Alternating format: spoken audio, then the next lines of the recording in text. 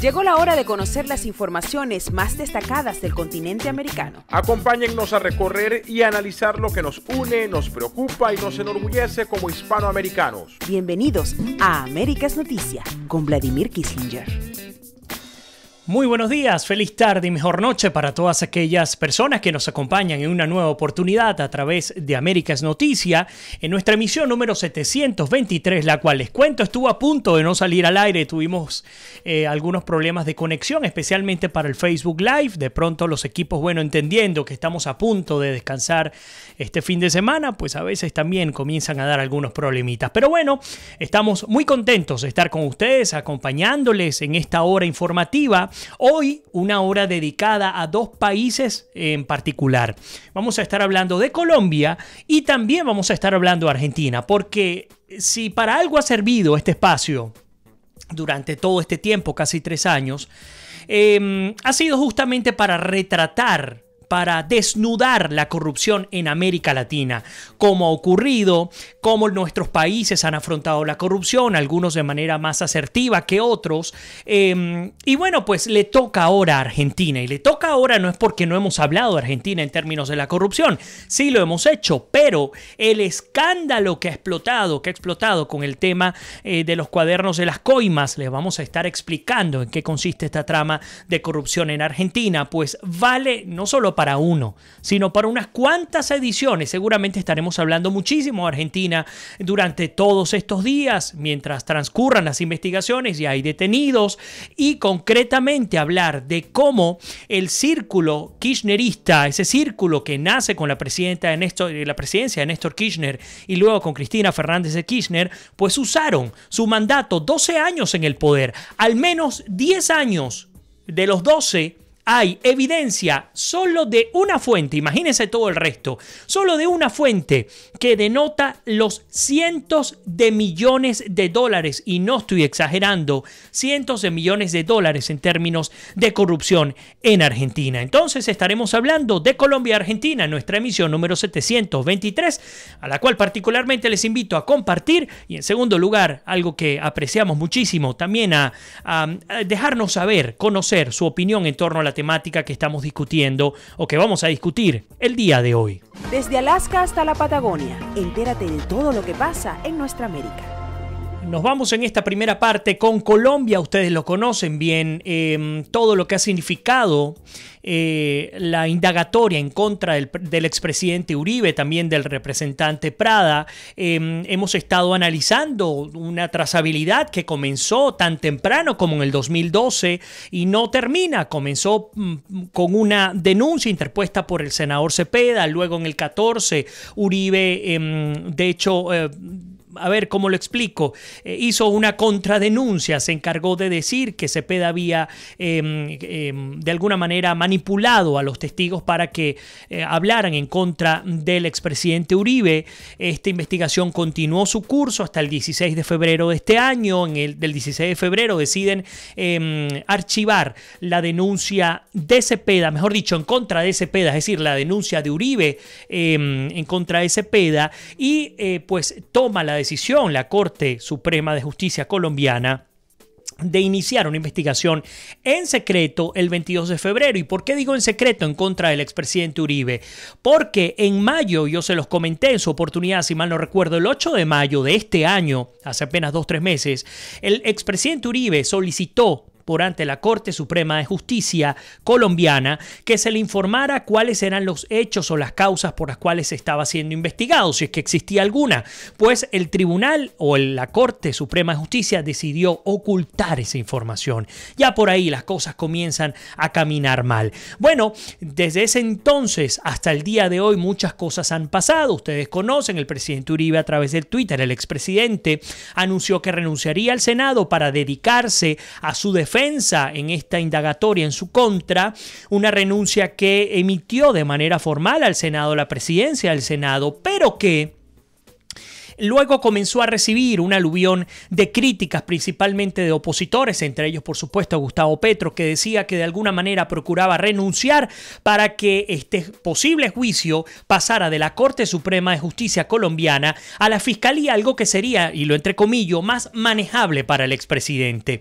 Bueno, el expresidente le ha pedido al Senado colombiano que retenga esa carta de renuncia, ha decidido retirarla, ha decidido continuar como senador, y esto tiene unas implicaciones legales importantísimas, entre ellas, y lo habíamos comentado hace un par de días, lo que significa el colocar a la justicia colombiana en una especie de tarima en la cual todos tenemos oportunidad de verla desnuda allí con sus virtudes, pero también con sus profundos defectos, entender lo que ha significado ya abrir, desempolvar pública y notoriamente lo que significa el cartel de la toga, y por supuesto la lucha, la guerra entre un poder tan fuerte como el que representa la propia figura del expresidente Álvaro Uribe Vélez y por supuesto la que representan estos magistrados a los cuales se les ha pedido que se recusen del caso en contra del expresidente. Bueno, el Universal de Venezuela nos cuenta justamente que el expresidente Álvaro Uribe, acusado de manipular testigos en un proceso por supuestos vínculos con escuadrones paramilitares de ultraderecha, pidió este miércoles conocer su carta de renuncia al Senado al reiterar que no pretende evadir que la Corte Suprema de Justicia conozca el caso. El exmandatario de 66 años negó esta semana que renuncia al Congreso o que su renuncia hiciera parte de una estrategia para evitar que ese tribunal lo investigara. Sin embargo, algunos expertos sostienen que su dimisión en el caso pues pasaría a la Fiscalía General, según informó Reuters. Aquí hago un paréntesis y ya incorporo, por supuesto, sus comentarios. Aunque el presidente Uribe llegase a renunciar al Senado colombiano, aún así, la Corte Suprema de Justicia tiene la potestad de quedarse con ese caso. Ha ocurrido en otras oportunidades que deciden quedarse con una cierta cartera de casos judiciales. Este podría ser uno de ellos. Sin embargo, con la jugada de la recusación para que se abstengan magistrados, además entender que los magistrados que consideraron que hay causa probable son quienes van a juzgar, enjuiciar al expresidente Uribe, pues es alguna manera romper con la legalidad en la cual pues se supone que todo aquel es inocente hasta que se demuestre lo contrario. Fíjense que comenta el expresidente Uribe en su cuenta de Twitter: he pedido al senador Ernesto Macías, presidente de la corporación, que retenga sin considerar mi carta de renuncia. Por razones de honor, nunca ha estado en mi mente que la Corte Suprema deje de conocer el caso para el cual me citan a indagatoria. Uribe renunció al Senado la semana pasada para asumir su defensa en la investigación en su contra por soborno y fraude procesal, después de que el máximo tribunal de la justicia colombiana lo llamó una indagatoria, una diligencia programada para el próximo 3 de septiembre. Ahora bien, esto lo comentamos brevemente el día de ayer, pero quisimos traerlo de nuevo como base para la discusión sobre Colombia, que va a regir sobre dos temas. El primero, el tema legal en términos de esta indagatoria, y el segundo también tiene que ver con el asunto legal, pero asociado al acuerdo de paz o la negociación del acuerdo de paz con el ELN, el Ejército de Liberación Nacional, infructuoso, no se llegó a absolutamente nada. Santos ha dicho ya públicamente que queda en manos, tratando de comprometer al nuevo presidente Iván Duque, de comprometerlo con este acuerdo de paz. Habrá que ver cuál será la tónica, el color que le asigne a estos acuerdos, posibles acuerdos que se puedan llevar en Colombia. Toda vez que el presidente electo Iván Duque toma posesión este próximo martes, 7 de agosto. Bueno, pero hablando del primer tema, interesantísimo ver, por ejemplo, lo que ocurrió en la noche del miércoles, un ambiente en la Cámara Baja, el cual estuvo tenso, un fuerte agarrón entre el senador Iván Cepeda y miembros del Centro Democrático, que protagonizó el debate del control político sobre los falsos testigos, convocado por la colectividad mencionada. La razón del altercado: el proceso que cursa actualmente su líder natural, Álvaro Uribe Vélez, en la Corte Suprema de Justicia. En el debate, La senadora Paloma Valencia aseguró que el proceso en su contra es un montaje para enlodarlo y aseguró además que las víctimas o las visitas, mejor dicho, que realizó el senador Iván Cepeda a las cárceles se hicieron, según ella, con el fin de buscar testimonios contra Uribe y el representante Álvaro Hernán Prada. ¿Qué tienen que perder un criminal condenado a 30 años de prisión con el estímulo de acusar a Álvaro Uribe? Cuestionó Valencia, quien en una intervención de casi 40 minutos defendió la inocencia del expresidente.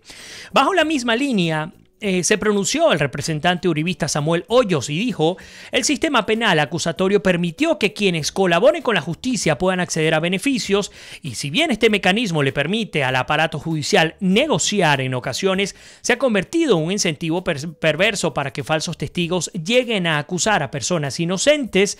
Dijo, afirmando que quienes han declarado en contra de la cabeza del Centro Democrático han dado testimonios débiles y carentes de verdad que desvían el curso de las investigaciones. Recordemos, y ya incorporo sus comentarios, que el expresidente Álvaro Uribe ha sido nuevamente electo al Senado, y no solamente que ha sido nuevamente electo, sino en la historia de Colombia no hay un ciudadano que haya sido electo por tal cantidad de votos en Colombia. Más de 800.000 votos. El expresidente electo por aclamación, mientras que, por ejemplo, la FARC, hecha un brazo político, se lanzó al ruedo electoral y no obtuvo ni una sola curul, ni para el Senado ni para el Congreso colombiano. Bueno, pues en el marco de todo esto, entender cómo el senador con mayor cantidad de votos recién nombrado, su imposición fue el viernes pasado. No, apenas estamos por cumplir una semana. El martes siguiente, o sea, el martes de esta semana, fue que explotó todo este escándalo con la renuncia del expresidente Uribe para luego retirarla a partir de todo lo que ha significado el juego político de los que se le oponen, las críticas por parte de aquellos que opinan que la Corte Suprema de Justicia tendría que inhibirse al renunciar efectivamente ante el Senado.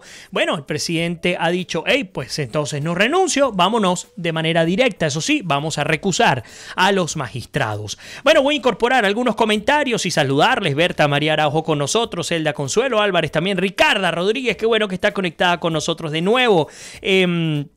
Pues sí, hoy tenemos muchísima información. Isabel Aguilar también nos saluda desde Maracay, extinta Ciudad Jardín de Venezuela. Un abrazo especial para ti, Elías Prato, Guillermo Elías Marrero, también Vilma Bradley, Mónica Salazar desde Paraguay, Antonio José del Nogal. A ver quiénes más tenemos por acá: Carlos Rusconi, Alejandro Avendaño, como siempre acompañándonos, mi queridísima María Alexandra Gil. Mónica Salazar dice: Dios mío, Juan Manuel Santos sigue queriendo perdonar a terroristas ahora con el ELN. Me encantaría, pues ahí veo que está Lina conectada con nosotros, Lina Escobar, que además quiero traerla al programa. Les cuento que la tengo amenazada, que tiene que venir a visitarnos. Esperaba que esta semana pudiese, no lo logró. De pronto la semana que viene la podemos tener acá en Américas Noticia. Me encantaría su opinión, no solamente en torno al tema de esta indagatoria en contra del expresidente Uribe y al representante Hernán Prada, sino además lo que puede significar potencialmente un acuerdo con el ELN para la paz.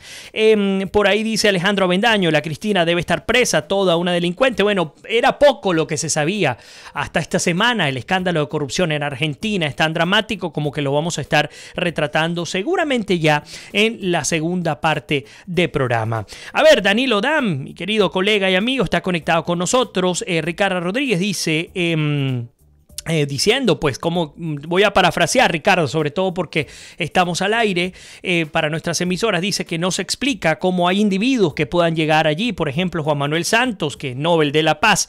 ¿Cuál paz?, se pregunta nuestra querida Ricarda Rodríguez. Paola Gómez también, Arsenia Prieto. Mónica Salazar dice: los Kirchner robaron siempre, Néstor se enriqueció ilícitamente siendo el gobernador de Santa Cruz. El robo kirchnerista lleva mucho más de 12 años. Arsenia Prieto nos saluda. María Alejandra Morales también conectada con nosotros. Isabel Aguilar dice... Aguiar, estoy muy mal con con la miopía. Discúlpame, Isabel, que además Isabel se ha convertido también en una de las personas que más opina y que nos encanta tenerla acá en nuestra casa. Dice, Santos siempre fue un caballo de Troya. Usó a Uribe para llegar a la presidencia y los Kirchner fueron unos corruptos financiados por Chávez. No olviden uno de los casos más sonados, el del maletín de Antonini Wilson. Totalmente cierto, Isabel, gracias por tu comentario. Raquel Beckerman, también nuestra queridísima Elena Madán ya está por allí con nosotros. Judith Carmona, Gladys Murhead, Wilder Alfonso Ávila, de hecho nos comenta: Cepeda y todos sus cómplices de la FARC, el ELN y demás deben ir presos. Y es que la discusión pica y se extiende en Colombia, no solamente en función a lo que significa el enfrentamiento con el expresidente Uribe, el representante Prada y la Corte Suprema de Justicia, sino, por ejemplo, la figura de estos senadores como Cepeda, que visitó a uno de los principales ex paramilitares al menos 21 veces, en 21 oportunidades se encontró con este ex paramilitar. Pues sí, Elena, Dios mediante la vamos a tener pronto acá. Vilma nos dice, el marco legal de ese país y en la América Latina se enlodan con la corruptela que origina en las luchas por el poder político, pero ahora con la FARC allí en el ruedo está Colombia en peligro. Sí, Vilma, ahora bien, entendiendo que la jugada de paz en Colombia, una jugada de Juan Manuel Santos, polémica, no aprobada por el pueblo, aquel 2 de octubre del 16, si mal no recuerdo, se llevó a cabo el plebiscito en el cual la mayoría dijo que no quería que se suscribiera el acuerdo de paz. Fue una jugada, aparte de ser calificada hasta de torpe por algunos expertos, también arriesgada, porque entender cómo lo que significa entregarle 10 curules a este grupo terrorista y las implicaciones que eso trae consigo, sin además haber recibido como contraparte el cumplimiento siquiera bajo los términos del acuerdo de paz en La Habana suscritos por la FARC y por el gobierno de Santos, además con mediación de la calle, ustedes lo recordarán, ni siquiera la FARC cumplieron con las premisas que estaban en ese acuerdo. Nada de reparación de víctimas, nada de entrega de capitales, ni entrega de hojas de ruta, ni entrega de quiénes son los socios, nada. Y no solamente eso, sino que continuaron delinquiendo. Fíjense ahí a Jesús Santrich, fíjense lo que ha ocurrido con Iván Márquez, que ya viéndose amenazado, pues salió corriendo a meterse de nuevo en la selva. Además, entendiendo que ese cuento de una disidencia de la FARC no es un cuento tal, es una realidad y no es tan disidencia, porque si fuese disidencia no hubiesen recibido a Iván Márquez de nuevo. Una disidencia se supone que está en contra de las políticas de la institución original. Ah, no, pero resulta que la cosa no es tan así. Comienzan a verse las costuras en un acuerdo que ha permitido que el grupo terrorista más longevo de la historia de nuestro continente se instale también en términos políticos en el poder colombiano. Entonces, ante tal realidad nos preguntamos qué implicaciones tendría la afirmación de Santos al verse ya fracasado en términos del acuerdo de paz con el ELN, tratando de endosarle a Duque un acuerdo de paz obligado. ¿Será que Iván Duque va a adoptar las medidas que tomó Santos durante su gobierno? La verdad, a partir de lo que hemos podido conocer, difícilmente se haga de esa manera. Tanto así que una de las promesas de campaña tenía que ver con no la eliminación del acuerdo de paz que ya ha sido suscrito y refrendado, pero sí la modificación y la exigencia, la exigencia para que se aplique al pie de la letra, cosa que, insisto, no se ha cumplido. A ver. Bueno, por ahí Elena nos saluda, Atenaida Sánchez también, qué bueno que estás ya con nosotros, bienvenida. Nelson Matute, mi querido hermano, colega y amigo Emerson Tafur de CNC Florida Central, Alfredo Rivas Lairet, un honor tener a Alfredo Rivas con nosotros. Por ahí Elena Madán dice que desastre, estamos rodeados y sin balas. Y fíjense que a partir de la discusión que se llevó a cabo en el Senado, se ha llevado durante todo este tiempo, saltamos entonces justamente al tema del ELN. Y fíjense lo que ha dicho Santos. La continuidad de las conversaciones de paz con la guerrilla del ELN en La Habana, Cuba, aún es incierta. Este miércoles, cuando se esperaba que las delegaciones tanto de ese grupo armado como del gobierno anunciaran un cese al fuego bilateral, la noticia terminó siendo la misma con la que pareciera culminar cada ciclo de diálogos. Buenas voluntades para avanzar, pero ningún resultado concreto para que ello se dé. Al final no hubo acuerdo entre las partes y ahora quedará en manos del próximo gobierno, el de Iván Duque, el futuro de lo que ocurra con esa organización rebelde. Esa es la percepción que al menos tiene el mandatario saliente Juan Manuel Santos, a quien le quedan escasos 6 días para maniobrar y revertir lo no pactado por las delegaciones de paz de lado y lado. En este sentido, el presidente Santos advirtió desde Santa Rosa, Bolívar, que para lograr un cese bilateral con el ELN se requiere de la decisión de su sucesor. Y cito textualmente, la ONU con mucha razón dijo que querían ver si el nuevo gobierno está de acuerdo con seguir estos protocolos y este procedimiento, dijo Santos, refiriéndose a que sería ese organismo el encargado de hacer la veeduría al cese. Y nos preguntamos si Santos se refiere a la misma ONU que certificó la entrega del armamento de guerra de la FARC, siendo que, y hay evidencia de lo que voy a comentar, hay más de 700 caletas de armamento repartidas en lo largo y ancho de Colombia. Esa misma ONU que está certificando un acuerdo de paz que la FARC no ha cumplido.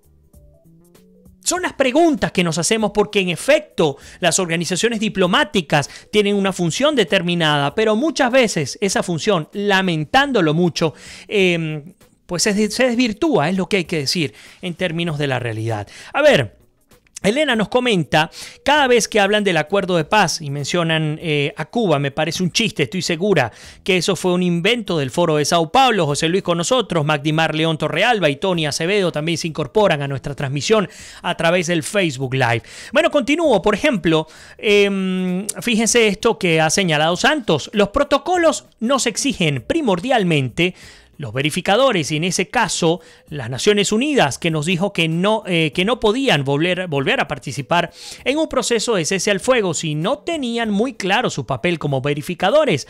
Ahí había una serie de dificultades y en el fondo este tema le correspondía más a la ONU que al gobierno, señaló Santos.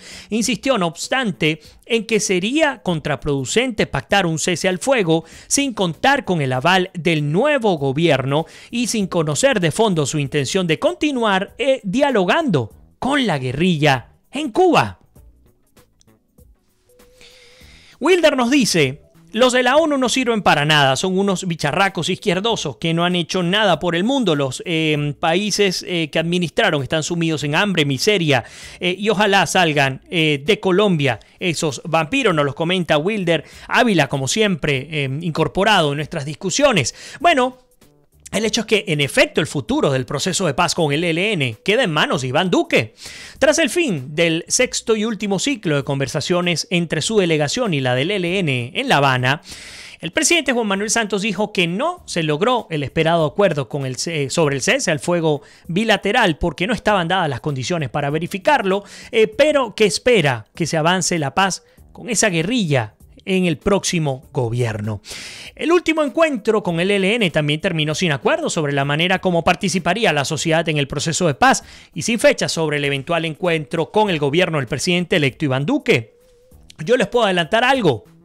Lo primero que estoy seguro que va a hacer Iván Duque es sacar inmediatamente cualquier acuerdo o negociación de acuerdo de paz que se pueda eventualmente llevar a cabo entre el gobierno colombiano y cualquiera de estos grupos terroristas, sacarlo de inmediato de La Habana, de Cuba. No tiene sentido estar en el seno del país con la dictadura más longeva del continente, con violaciones a los derechos humanos demostradas, reiteradas, con una franquicia que ha exportado a nuestra América y que los tengan allí, facilitando su país secuestrado para llegar a unos acuerdos que terminan perjudicando a nuestras naciones, como ha ocurrido en cierto modo en Colombia o con Colombia con el caso del supuesto acuerdo de paz con la FARC.